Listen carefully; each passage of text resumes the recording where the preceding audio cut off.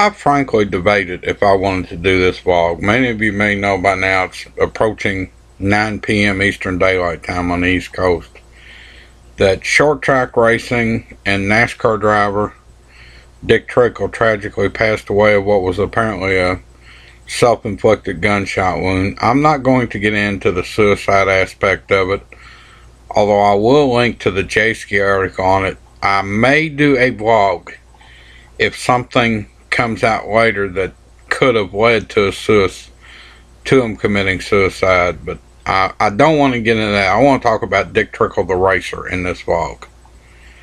And frankly, some of the stories on Dick Trickle, and I don't remember who it was unfortunately, but some years back, one of the racing writers said every racing writer has a Dick Trickle story not fit for print in family publications. May I suggest somebody like, and off the top of my head, I can think of Dick Berggren, do a book, adult-themed book, this would be 18 and over, of Dick Trickle's story not fit for print in the regular media. I just think it would, I would definitely buy it. I think it'd be an interesting read, but I want to talk about some of my experiences watching Dick Trickle race. And now I got to see Dick race more in the old ASA, the short track type stuff. Being in the Louisville area, I'm near Salem, Indiana, that legendary track. Been to Winchester, Indiana, the old Queen City Speedway outside Cincinnati, Ohio. But the first time I ever watched Dick Trickle race was in the late 70s at the old Fairgrounds Motor Speedway in Louisville, Kentucky. If you're familiar with the Fairgrounds, if you were in the old Cardinal Stadium, you could walk straight across the parking lot, and that's where Fairgrounds Speedway was, if you don't remember it. But ASA was not as big as it later got to be, unfortunately, due to some, in my opinion, bad management. ASA went away, but that's another story. But when a guy like Dick Trickle showed up at a third-mile track, which the Fairgrounds was for one of the quote-unquote lesser races on the ASA circuit, you pretty much knew Dick Trickle, Bob Seneca, some of them guys, that they ran the big money races.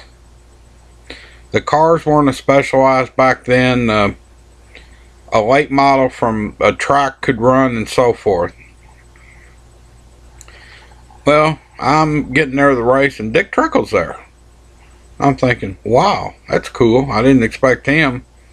Apparently he had been advertised, but that race was running 3 100-lap segments with average finish, basically. It was a point system, 1 for first, 2 for second, and so on, with a point system deciding the overall winner.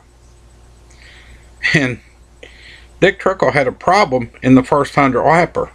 Car actually caught fire, minor electrical fire, not, fire's a big deal, but not, in the grand scheme of things, it just wasn't that bad. But most people expected Dick Trickle to put the car back on his hull and leave. He'd been paid, everybody knew it. Well, they fixed it.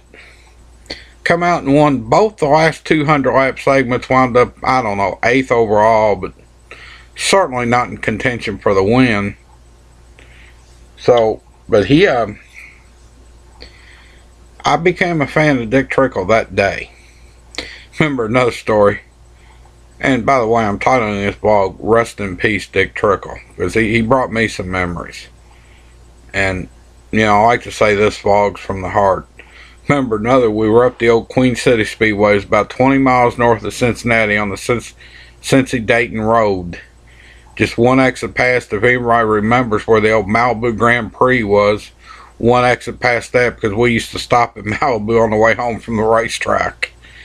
But we were up there, and I had read somewhere, and this is again maybe late 70s, 1980. You didn't have scanners back then. I'd read somewhere you could get a radio that got between certain frequencies and hear the car to pit radio. So the Christmas before, I'd gotten one for Christmas, and you gotta understand, that thing was about the size of a small boom box, but it got police frequencies, fire, things like that. Didn't have headphones back then, could only hear it under caution. So we're tuning the radio under caution. Some people around us, they figure out what we're doing, and we got ears coming in to listen. And at that time, ASA had 4 tire changes. And sure enough, you hear after they all make their pit stops under a yellow, you got to come back in. And somebody's hollering, "What? You got the wrong left front." So we look up as the field comes off turn 4 behind the race car. And sure enough, Dick Trickle is coming down pit road.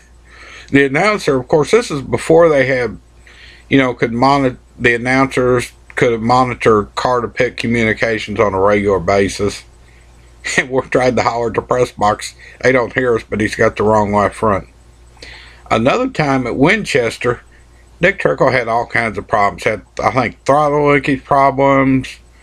There were several different problems, and he went so many laps down. But the standing joke was there were a lot of cautions. The old dry power Winchester 400, if anybody remembers that.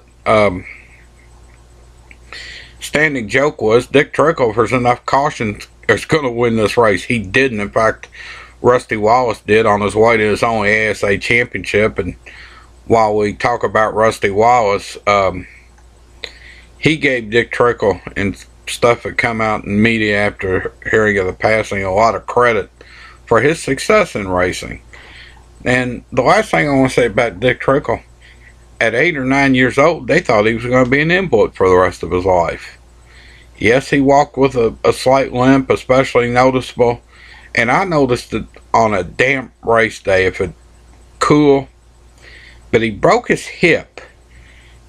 And I remember reading, and I cannot find this right now. I checked Wikipedia, and it confirmed a hip story that didn't, broken hip story that didn't heal right. And basically sent him home to be an invalid. He was in a cast. And you can go to Wikipedia and search Dick Trickle, and it'll explain this from head to feet, I believe. I am going to link to the Jayski sad news story. I'm not going to link to Wikipedia. And he was even, and like I say, I don't know what this disease is, and he was even called in, as apparently today, or a few years ago, not a lot was known about this disease. And they asked some people who'd had it for years to come in, and they frankly expected people that could barely get off a bus. And here comes America's winningest short track driver walking in with his slight limp, which he carried pretty much through his whole life. But I just want to say, Dick Trickle, thanks for the memories. I don't want to get in, and I'm going to emphasize this again at the end of the vlog. I don't want to get into the suicide aspect, because nobody knows what goes through another person's mind. I have 2 suspicions, and I'm not going to do a vlog. I'll do a vlog on it if something comes out on one of them I was right. But right now, I'm not going to speculate. It's too early. But I just want to say, Dick Trickle, thanks for the memories. Rest in peace.